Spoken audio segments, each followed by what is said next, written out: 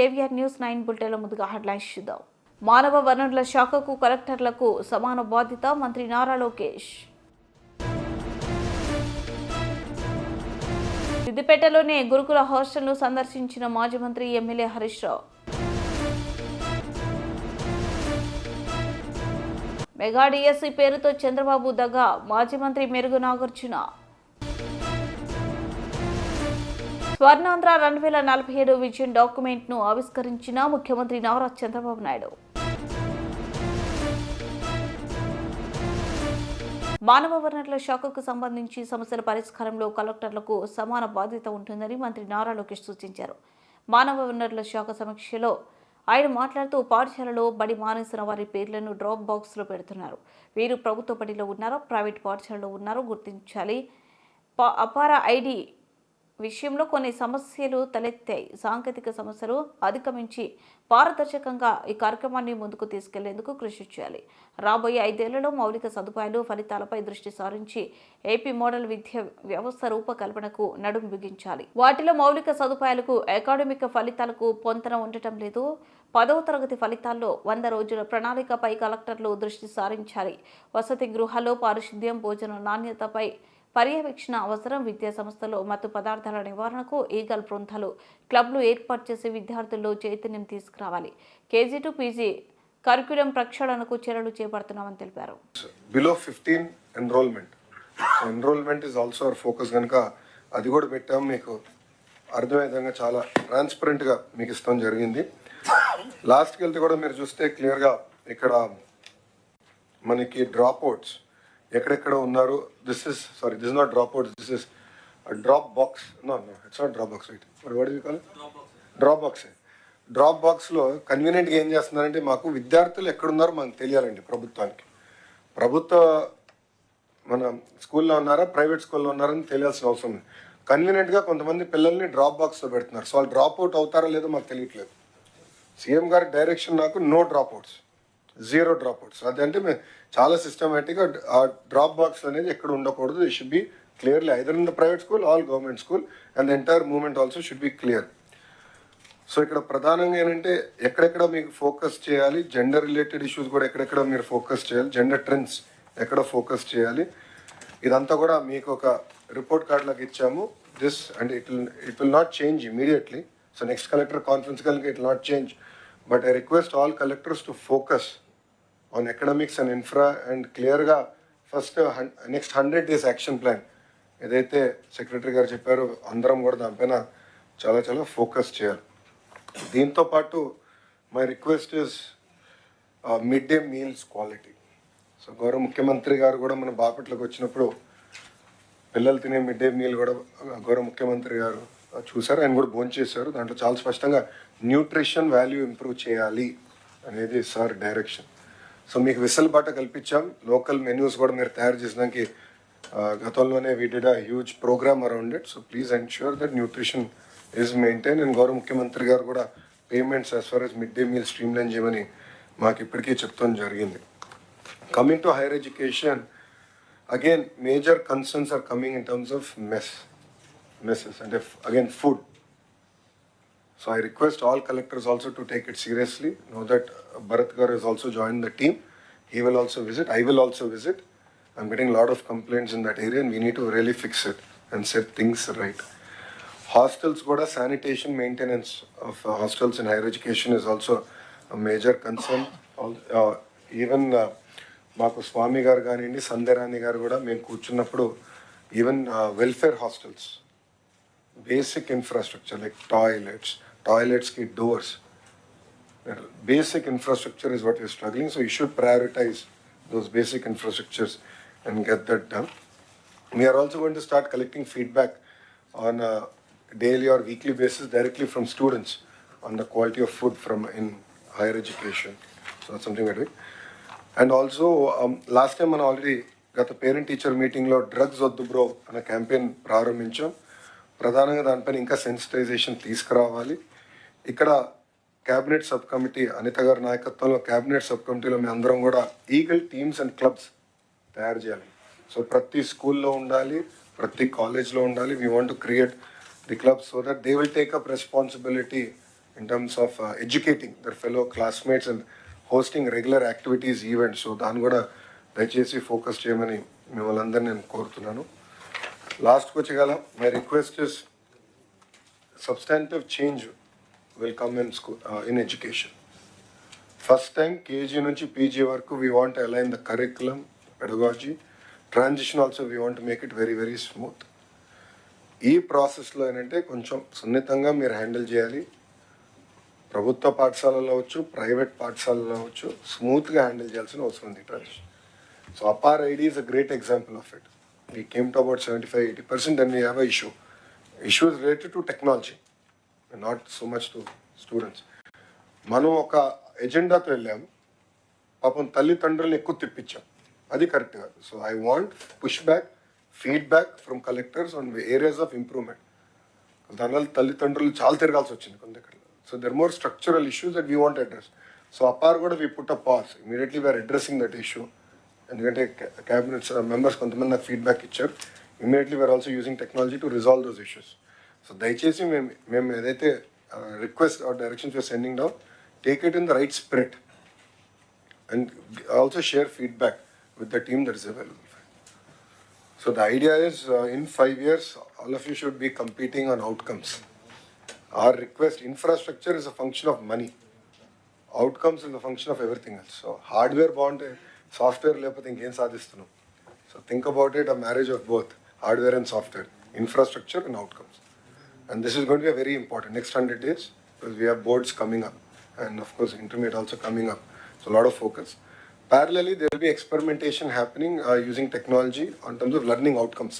FLNs, when we're using technology, we want to bring all that out. We want to roll it out on pilot basis and then we'll reach out to you. So, మాటలు చెప్పాలంటే Andhra model of education is something that we want to create and we will showcase it not only to our nation but Revanth Reddy పాలనలో గురుకులాలు, సాంఘిక సంక్షేమ హాస్టళ్లలో చదువుకుంటున్న వేలాది విద్యార్థులు ఆగమయ్యారని, ఇప్పటికే ప్రభుత్వం 49 మంది విద్యార్థులను పొట్టన పెట్టుకున్నదని మాజీ మంత్రి హరీష్ రావు ఆగ్రహం వ్యక్తం చేశారు. 3 లక్షల కోట్ల బడ్జెట్ ఉన్న రాష్ట్రంలో ఎస్సీ, ఎస్టీ, బీసీ విద్యార్థులకు కనీసం కడుపు నిండా అన్నం పెట్టే పరిస్థితిలో కూడా ప్రభుత్వం లేదని మండిపడ్డారు. ప్రతిపక్ష నేతల మీద కేసులు పెట్టడం, అరెస్టులు చేయడం కాదు, పిల్లలకు కడుపు నిండా అన్నం పెట్టారని హితవు చెప్పారు. సిద్దిపేట జిల్లా కేంద్రంలోనే సమీకృత బాలుర వసతి గృహాన్ని ఆయన ఆకస్మికంగా సందర్శించారు. విద్యార్థులతో కలిసి భోజనం చేశారు. ఈ సందర్భంగా హాస్టల్లో నెలకొన్న పలు సమస్యలను విద్యార్థులు, వార్డెన్లు ఆయన దృష్టికి తీసుకొచ్చారు. అనంతరం మీడియాతో హరీష్ రావు మాట్లాడుతూ 6 నెలలుగా మెస్ ఛార్జీలు పెండింగ్లు పెట్టిన రేవంత్ రెడ్డికి శిక్ష వేయాలని పేర్కొన్నారు. విద్యార్థులను అర్ధాకలితో ఉంచినందుకు ఏడాది ఉద్యోగోత్సవాలు చేసుకుంటున్నావా అని సీఎంను ఉద్దేశించి ప్రశ్నించారు. సీఎం రేవంత్ రెడ్డి ఉప ముఖ్యమంత్రి భట్టి విక్రమార్క ఎస్సీ, ఎస్టీ హాస్టళ్లకు గ్రీన్ ఛానల్ ద్వారా నిధులు విడుదల చేస్తామని చెప్పారని, ఆ నిధులు ఏమయ్యాయని ప్రశ్నించారు. హాస్టళ్ళు, గురుకుల పాఠశాలలన్నీ కూడా ఆగమైపోయినటువంటి పరిస్థితి. రేవంత్ రెడ్డి పాలనలో వేలాది మంది విద్యార్థులు ఆసుపత్రుల పాలయ్యారు. 49 మంది ముక్కుపచ్చలారని పసిబిడ్డలు ఇవాళ పొట్టన పెట్టుకున్నది రేవంత్ రెడ్డి ప్రభుత్వం. 3 లక్షల కోట్ల బడ్జెట్ ఉన్నటువంటి ఈ రాష్ట్రంలో ఈ ఎస్సీ, ఎస్టీ, బీసీ పిల్లలకు కడుపు నిండా అన్నం పెట్టడం కూడా చేతనైతే లేదంటే ఈ ప్రభుత్వం యొక్క ప్రాధాన్యతలు ఏందో మనం అర్థం చేసుకోవాల్సిన అవసరం ఉంది. కేసీఆర్ గారి హయాంలో 1000కి పైగా గురుకులాలు పెట్టి గురుకుల విద్యార్థుల గౌరవాన్ని, ప్రతిష్టను ఎవరెస్ట్ శిఖరమంత ఎత్తు మీద కేసీఆర్ గారు నిలబెట్టారు. ఈరోజు నేనున్నటువంటి ఈ ఇంటిగ్రేటెడ్ హాస్టల్లో చాలా ఆశ్చర్యానికి లోనయ్యాను. రేవంత్ రెడ్డి అసెంబ్లీలో మాట్లాడుతూ, ఉప ముఖ్యమంత్రి భట్టి విక్రమార్క గారు మాట్లాడుతూ ఎస్సీ, ఎస్టీ హాస్టళ్లకు గ్రీన్ ఛానల్లో డబ్బులు ఇస్తున్నాము అని చెప్పారు. Green channel. కానీ ఈరోజు ఇక్కడికి వచ్చి నేను పరిశీలిస్తే ఈ సిద్దిపేట పట్టణంలో ఉన్న ఇంటిగ్రేటెడ్ హాస్టల్లో June, July, August, September, October, November, December running month పక్కన పెడితే కూడా 6 నెలల నుంచి ఈ హాస్టల్కు ఇంతవరకు మెస్ ఛార్జీలు చెల్లింపు జరగలేదు. దాదాపు 9,50,000 రూపాయల మెస్ ఛార్జీలు ఫైనాన్స్ డిపార్ట్మెంట్లో క్లియరెన్స్ కోసం పెండింగ్లో ఉన్నాయి. హాస్టల్ వార్డెన్లు ఉద్దర తెచ్చి అప్పు తెచ్చి బంగారం కుదబెట్టి పిల్లలకి ఇంత అన్నం పెట్టే ప్రయత్నం చేస్తూ ఉన్నారు. 6 నెలలు మెస్ ఛార్జీ రాకపోతే ఆ పిల్లలకు అన్నం ఎట్లా పెట్టాలి? నాణ్యత కలిగిన భోజనం ఏ రకంగా మెయింటైన్ అవుతుంది అని నేను అడుగుతా ఉన్నా రేవంత్ రెడ్డిని. నువ్వు పైగా ఏమంటున్నావు, ఏ స్కూళ్ళనన్నా ఏ హాస్టల్లోనన్నా అన్నం బాగలేకపోతే పిల్లలకు వాంతులైతే బయలు పెడితే ఆరోగ్యం దెబ్బతింటే హాస్టల్ వార్డెన్ల మీద యాక్షన్ తీసుకుంటా అంటావు, టీచర్ల మీద యాక్షన్ తీసుకుంటా అంటావు, హెడ్ మాస్టర్లను సస్పెండ్ చేస్తా అంటున్నావు. తప్పు నీది. పాపం శిక్ష మాత్రం పాపం వార్డెన్లు స్కూల్ టీచర్లకు పడతా ఉంది. శిక్ష నీకేయాలి రేవంత్ రెడ్డి. ఫస్ట్ నువ్వు సస్పెండ్ చేయాల్సింది హెడ్ మాస్టర్లను టీచర్లను కాదు, నీకేయాలి శిక్ష. ఎందుకు? మెస్ బిల్లులు ఇవ్వండి నువ్వు, రెంట్లు ఇవ్వండి నువ్వు, పిల్లలకు అన్యాయం చేస్తున్నది నువ్వు. ఉల్టా నువ్వేమంటున్నావు? వాళ్ళని బెదిరిస్తున్నావు, వార్డెన్లను టీచర్లను బెదిరించి శిక్ష చేస్తా, మిమ్మల్ని యాక్షన్ తీసుకుంటా అంటున్నావు. ఇప్పుడు 6 నెలల ఇంటిగ్రేటెడ్ హాస్టల్లో మెస్ బిల్ రాలే. ఈ విద్యా సంవత్సరం ప్రారంభమైనప్పటి నుంచి ఇయ్యాలటి వరకు మెస్ బిల్లే రాలే. నువ్వు గ్రీన్ ఛానల్లో పెట్టినా అబద్ధాలు ఆడతావు. ఏదో చెల్లని రూపాయికి గీతలు ఎక్కువ అన్నట్టు రేవంత్ రెడ్డికి మాటలు ఎక్కువ. రేవంత్ రెడ్డి మాటలు కోటలు దాటాయి తప్ప చర్యలు శూన్యం. ఇలా ఇప్పుడు స్పష్టంగా ఏమర్థమైంది? గ్రీన్ ఛానల్ పెట్టినాం, మెస్ ఛార్జీలకు బిల్లులు పెండింగ్ లేవు, ఏ నెల కా నెల బిల్లులు ఇస్తున్నామన్నావు కదా. 9,50,000 రూపాయల మెస్ ఛార్జీలు ఈ హాస్టల్లో, ఒక్క హాస్టల్లో పెండింగ్ ఎందుకున్నాయి అంటే ఈ రకంగా రాష్ట్రం అంతా ఇదే పరిస్థితి కదా. ఇలా నేను పిల్లలతో మాట్లాడుతున్నా, పిల్లలు ఏమంటున్నారు?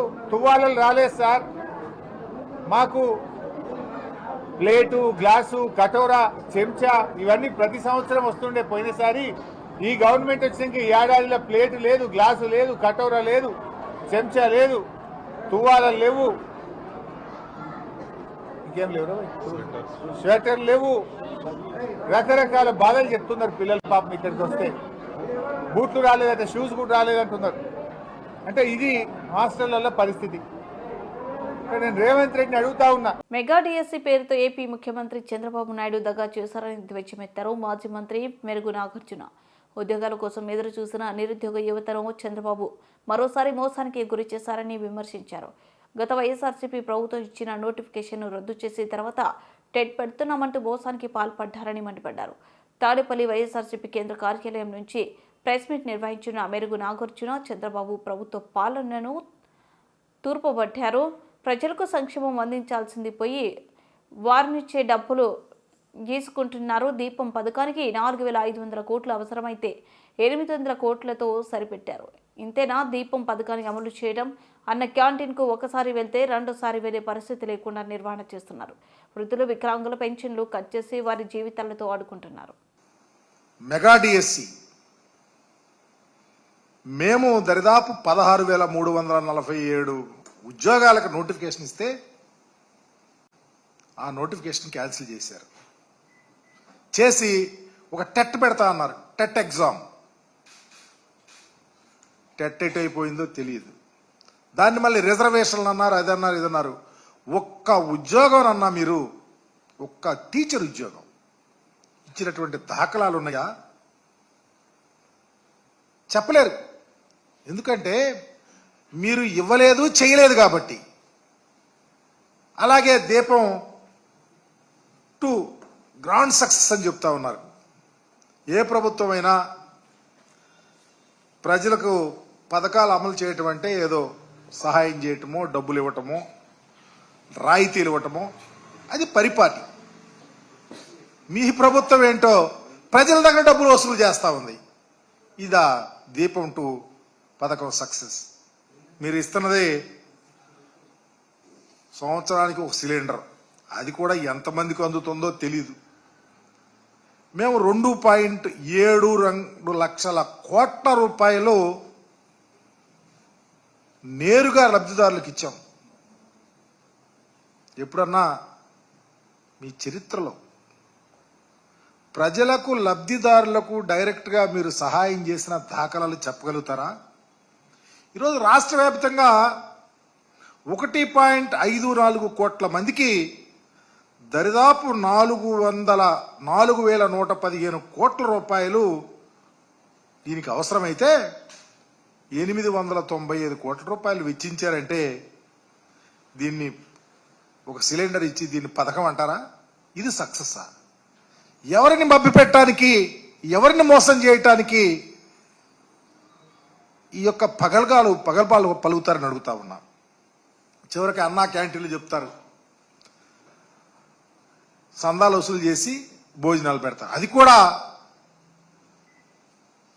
భోజనం ఒకసారి వెళ్ళిన వాళ్ళు రెండోసారి తింటాకి వెళ్ళరు. ఇది పరిస్థితి. దీనికి మేమేదో భోజనాలు పెడతా ఉన్నారని ఇంత దయనీయమైనటువంటి పరిస్థితిలో మీ పరిపాలన ఉంటే చివరికి పేదలు, వృద్ధులు, వికలాంగులు, వితంతువులు, మహిళలకు ఇచ్చే పెన్షన్ని దాదాపు 66,34,000 పెన్షన్లు మేము అప్పుడు ఇస్తా ఉంటే దాన్ని 63 లక్షలు కుదించారు. కలెక్టర్ కాన్ఫరెన్స్లో స్వయాన మీ మంత్రి చెబుతున్నాడు 10 లక్షలు పెన్షన్లు తీసేయాలని. అంటే పేద ప్రజలు వీటి మీద ఆధారపడి బ్రతికే ప్రజల యొక్క పట్టుకొట్టానికినా? దానివల్ల దరిదాపు నెలకు దరిదాపు 400 కోట్లు మీరు కట్ చేయటం వల్ల డబ్బులు వస్తాయి.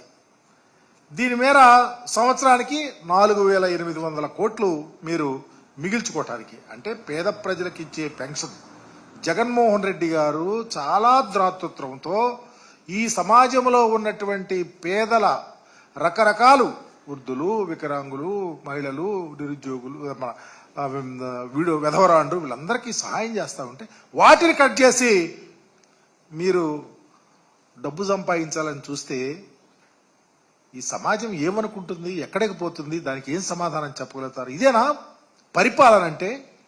మీరు ఇచ్చే ట్విస్ట్కి ఇదేనా? అకౌంటబిలిటీ ఎక్కడుందని అడుగుతా ఉన్నా. ఈరోజు మీరు ఎన్నికల ముందు చెప్పారు, ప్రతి ఇంటికి వెళ్ళారు, సూపర్ 6 అన్నారు. మీ ఇంటికి ప్రతి ఇంటికి అది ఇస్తా, వచ్చిన వాళ్ళకి ఏజ్ని బట్టి మభ్య పెట్టారు. చివరికి స్కూల్కి వెళ్ళే పిల్లలకు 15,000 రూపాయలు ఇస్తారంటే దాన్ని గాలికి వదిలేశారు. రాష్ట్రంలో దరిదాపు 83 లక్షల మంది పిల్లలు ఉంటే ఏటా 12,450 కోట్ల రూపాయలు ఆ పిల్లలకి ఇవ్వాల్సి వస్తే మరి ఈరోజు ఒక్క పైసా ఇవ్వాల. ఇది పరిపాలన? ఇది ప్రజలను మోసం చేయటం కాదా అని అడుగుతా ఉన్నాం. ఇకపోతే ఈరోజు చూస్తూ ఉన్నాం, రాష్ట్రంలో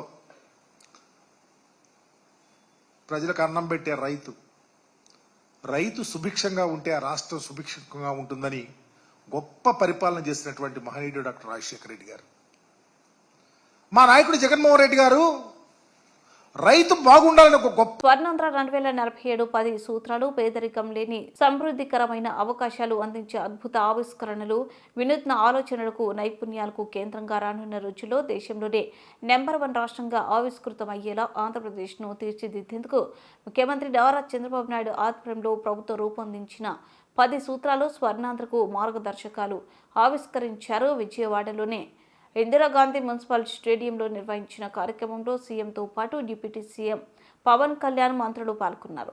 10 సూత్రాలు ఒక విజన్ పేరిట డాక్యుమెంట్ను సీఎం చంద్రబాబు ఆవిష్కరించారు.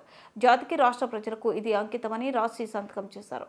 అనంతరం పవన్ కళ్యాణ్ మంత్రి లోకేష్తో పాటు పలువురు ఎమ్మెల్యేలు, అధికారులు సంతకాలు చేశారు.